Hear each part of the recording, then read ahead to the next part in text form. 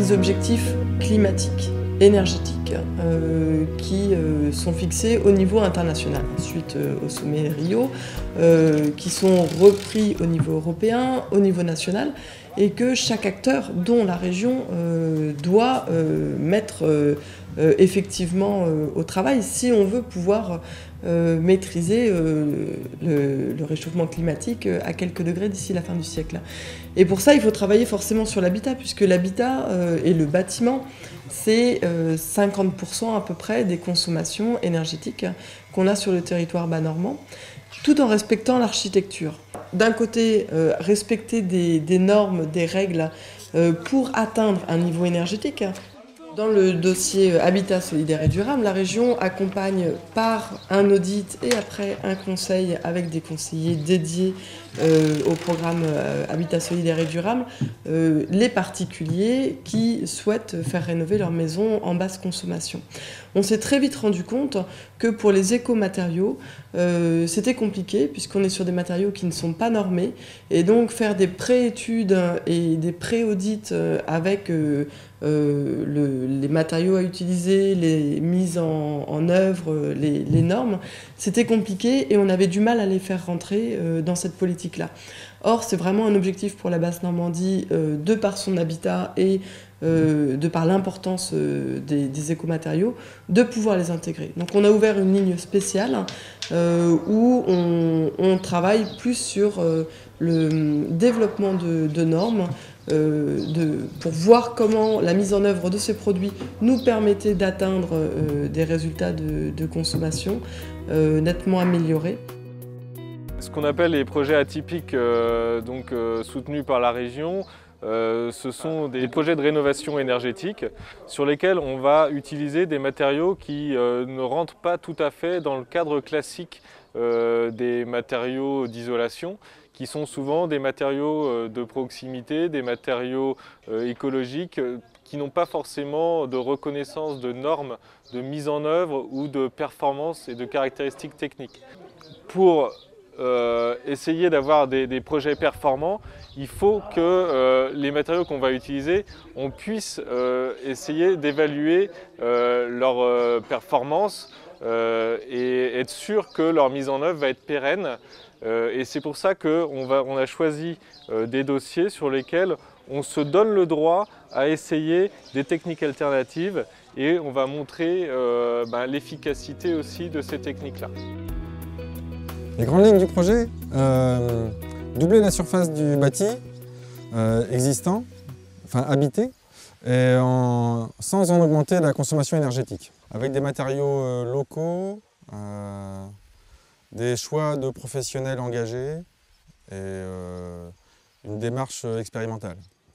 Une qui est l'isolation du sol en coquillage pour éloigner le pont thermique entre le pied de mur et l'intérieur.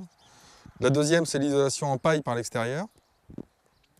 Et la troisième, c'est de l'utilisation du bois de palette pour tout ce qui est structurant.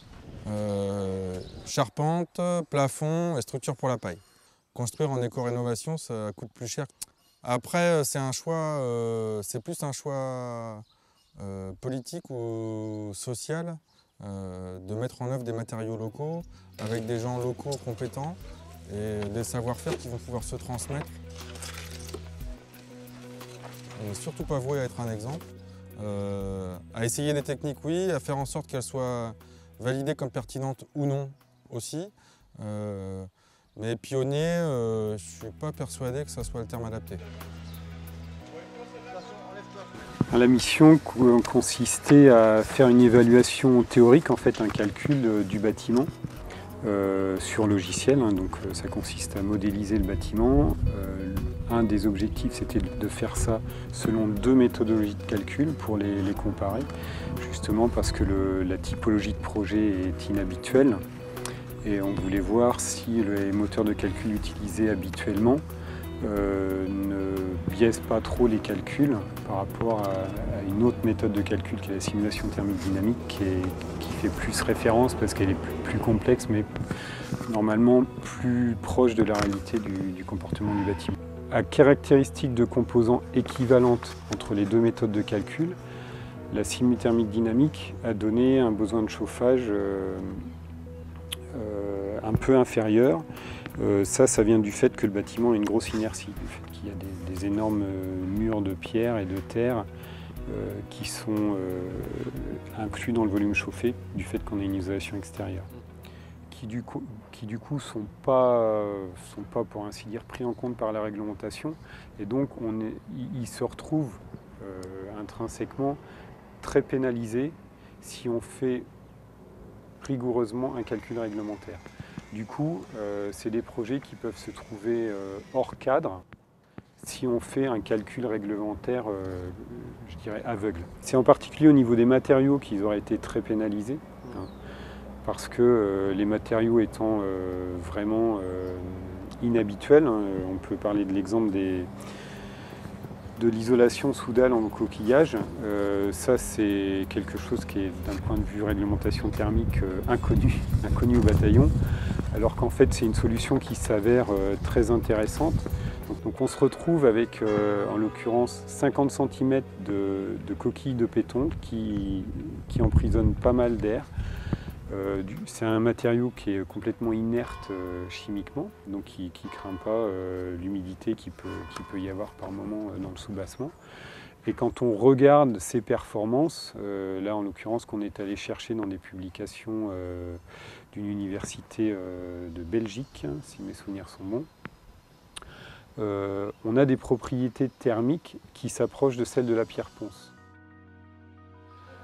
Alors il y a plusieurs barrières encore à lever. Il y a les freins assurantiels, donc c'est une des points clés, on va dire, pour la démocratisation de ces techniques-là, et c'est un des volets qu'on veut lever justement avec ces groupes d'évaluation, c'est de valider les techniques de mise en œuvre. Et c'est qu'elles soient reconnues, c'est que les assureurs puissent dire ben oui, vous êtes compétent pour mettre en œuvre telle ou telle technique, et donc on va pouvoir vous assurer pour la mise en œuvre. Et puis il y a donc la reconnaissance des performances de ces matériaux-là aussi. Au-delà de l'aspect assurantiel, c'est être sûr qu'on va réussir à avoir un bâtiment performant, d'avoir les niveaux de rénovation BBC. Il faut qu'on ait quelque chose pour reconnaître les performances techniques de ces matériaux et de ces procédés de mise en œuvre. Et ça passe par exemple via nous, on est en train de chercher à monter un projet avec l'IUT de Saint-Lô qui viserait à caractériser en fait les performances thermiques, donc la conductivité thermique de matériaux isolants, qu'on pense isolants, qu'on suppose isolants, qu'on espère isolants, hétérogènes, tels que les coquillages qu'on a vu mettre en œuvre à Coulevin. Ce qui va être demandé, notamment quand il y a des aides, quand il y a des subventions, des financements, des crédits européens, des crédits qui sont décernés aussi par la France, ou l'octroi de prêts à taux zéro par exemple, mais qui demandent que ce soit normé, ou les assurances pareil. Et le problème, c'est qu'il va falloir qu'on arrive à atteindre ces niveaux-là en respectant architecturalement nos bâtis et en faisant valoir aussi les matériaux que l'on a localement, pour des questions économiques, des questions environnementales et ainsi de suite. Et pour ça, il va falloir que ces matériaux qui ne sont pas normés, qui ne sont pas spécialement reconnus, qui sont difficiles à mettre en œuvre parce qu'il y a tellement de freins autour, c'est vraiment un enjeu majeur pour la région Basse-Normandie de pouvoir les hisser au moins à la même hauteur que les autres pour pouvoir tout simplement aller de l'avant efficacement.